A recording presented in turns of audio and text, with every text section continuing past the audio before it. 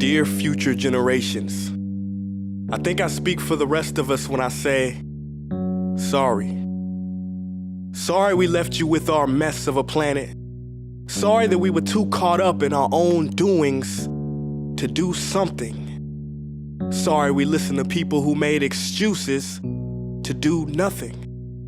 I hope you forgive us. We just didn't realize how special the earth was. Like a marriage gone wrong, we didn't know what we had until it was gone. For example, I'm guessing you probably know it as the Amazon desert, right? Well, believe it or not, it was once called the Amazon rainforest, and there were billions of trees there, all of them gorgeous, and... Oh, you don't know much about trees, do you?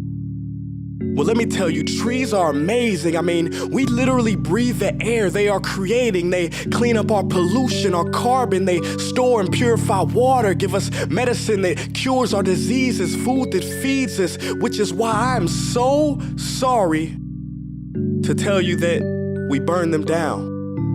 Cut them down with brutal machines, horrific, at a rate of 40 football fields every minute. That's 50% of all the trees in the world gone in the last 100 years. Why? For this. And that wouldn't make me so sad if it weren't so many pictures of leaves on it. You know, when I was a child, I read how the Native Americans had such consideration for the planet that they felt responsible for how they left the land for the next 7 generations. Which brings me great sorrow, because most of us today don't even care about tomorrow. So I'm sorry. I'm sorry that we put profit above people, greed above need, the rule of gold above the golden rule. I'm sorry we use nature as a credit card with no spending limit, overdrafting animals to extinction, stealing your chance to ever see their uniqueness or become friends with them. Sorry we poison the ocean so much that you can't even swim in them. But most of all, I'm sorry about our mindset, 'cause we had the nerve to call this destruction progress. Hey Fox News, if you don't think climate change is a threat, I dare you to interview the thousands of homeless people in Bangladesh. See, while you were in your penthouse nestled, their homes were literally washed away beneath their feet due to rising sea levels. And Sarah Palin, you said that you love the smell of fossil fuels. Well, I urge you to talk to the kids of Beijing who are forced to wear pollution masks just to go to school.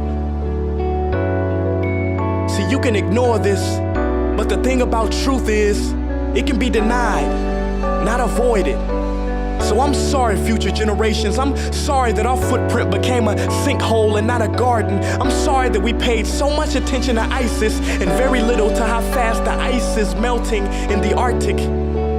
I'm sorry we doomed you, and I'm sorry we couldn't find another planet in time to move to. You know what? Cut the beat. I'm not sorry. This future, I do not accept it, because an error does not become a mistake until you refuse to correct it. We can redirect this. How? Let me suggest that if a farmer sees a tree that is unhealthy, they don't look at the branches to diagnose it, they look at the root. So like that farmer, we must look at the root, and not to the branches of government, not to the politicians run by corporations. We are the root, we are the foundation. This generation, it is up to us to take care of this planet. It is our only home. We must globally warm our hearts and change the climate of our souls and realize that we are not apart from nature, we are a part of nature. And to betray nature is to betray us. To save nature is to save us. Because whatever you're fighting for, racism or poverty, feminism, gay rights, or any type of equality, it won't matter in the least. Because if we don't all work together to save the environment, we will be equally extinct. Sorry.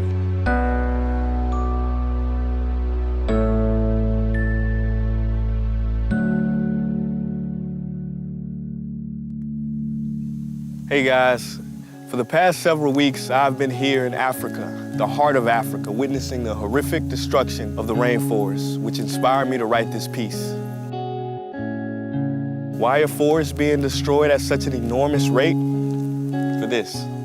Today we live in a world where destroying trees makes you money. So what can we, normal people, do about it? One way to directly fight the destruction is to stand for trees. By standing for trees, not only can you save the lives of trees, help forest communities, and protect the rights of animals to live in their homes, but you will also balance the amount of pollution that you yourself give off with your everyday activities, making you a part of the solution and not the problem. This is the option that I chose. But whatever way that you choose to stand for trees, do it. Because a wise man once said, when the rivers are all dried up and the trees cut down, man will then realize that he will not be able to eat money.